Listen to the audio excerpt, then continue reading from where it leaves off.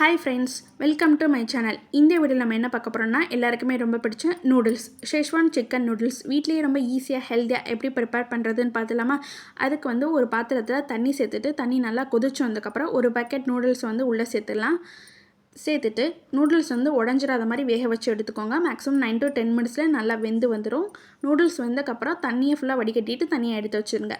இப்போ வந்து இன்னொரு பேனில் வந்து கொஞ்சமாக எண்ணெய் சேர்த்துட்டு, எண்ணெய் நல்லா சூடானதுக்கப்புறம் அடுப்பை வந்து மீடியம் ஃப்ளேமில் வச்சுட்டு 2 முட்டையை வந்து உடச்சி உள்ளே சேர்த்துக்கோங்க.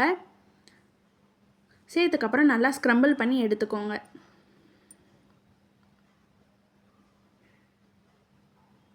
பாருங்கள், இந்தளவுக்கு நல்லா ஸ்க்ரம்பிள் ஆனதுக்கப்புறம் தனியாக எடுத்து வச்சுருங்க. இப்போ அதே பேன்லேயே வந்து கொஞ்சமாக எண்ணெய் சேர்த்துட்டு, எண்ணெய் சூடானதுக்கப்புறம் 2 பல் வெள்ளைப்பூடை வந்து குட்டி குட்டியாக கட் பண்ணி உள்ளே சேர்த்துட்டு நல்லா ரோஸ்ட் பண்ணி எடுத்துக்கோங்க.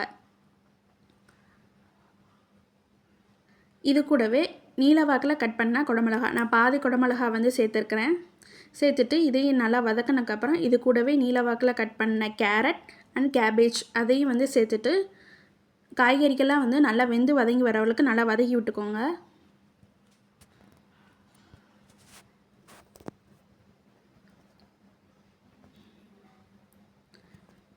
பாருங்கள், இந்தளவுக்கு நல்லா வதங்கி வந்துருச்சு.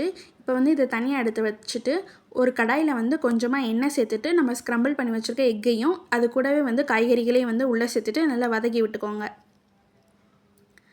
இப்போ இந்த ஸ்டேஜில் சிக்கன் 65 பீசஸை வந்து 2ஆக கட் பண்ணி அதையும் வந்து உள்ளே சேர்த்துட்டு நல்லா வதக்கி விட்டுக்கோங்க. இப்போ இது எல்லாமே நல்லா வதங்கினதுக்கப்புறம் நம்ம சாஸ் வந்து உள்ளே சேர்த்துடலாம். கொஞ்சமாக சோயா சாஸ், காரத்துக்கு ஏற்ப அளவு ரெட் சில்லி சாஸ் நான் ஒரு 3/4 டேபிள் ஸ்பூன் அளவு சேர்த்துருக்கிறேன். சேர்த்துட்டு நல்லா வதக்கி விட்டுக்கலாம்.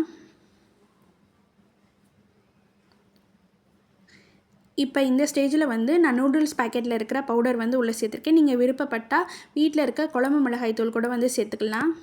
சேர்த்துட்டு நல்லா வதக்கிக்கோங்க. இப்போ இது எல்லாமே நல்லா வதங்கினதுக்கப்புறம் நம்ம வேக வச்சு வச்சுருக்கிற நூடுல்ஸை வந்து உள்ளே சேர்த்துட்டு, நூடுல்ஸு அந்த சிக்கன் 65 அதுக்கப்புறம் காய்கறிகள் எல்லாமே வந்து நல்லா சேர்ந்து வர மாதிரி கிளறி விட்டுக்கோங்க.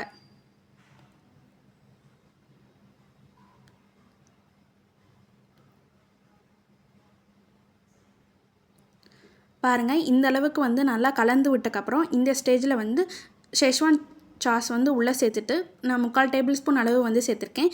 சேர்த்துட்டு நல்லா கிளறி விட்டுக்கோங்க. அவ்வளோதான், நம்ம சுவையான ஷெஸ்வான் சிக்கன் நூடுல்ஸ் வந்து ரெடி ஆயிடுச்சு. நீங்களும் மறக்காமல் வீட்டில் ட்ரை பண்ணி பார்த்துட்டு எப்படி இருந்துச்சுன்னு கமெண்ட் பண்ணுங்கள். இந்த வீடியோ பிடிச்சிச்சுன்னா லைக் பண்ணுங்கள், ஷேர் பண்ணுங்கள், மறக்காமல் சப்ஸ்கிரைப் பண்ணிடுங்க. தேங்க்யூ.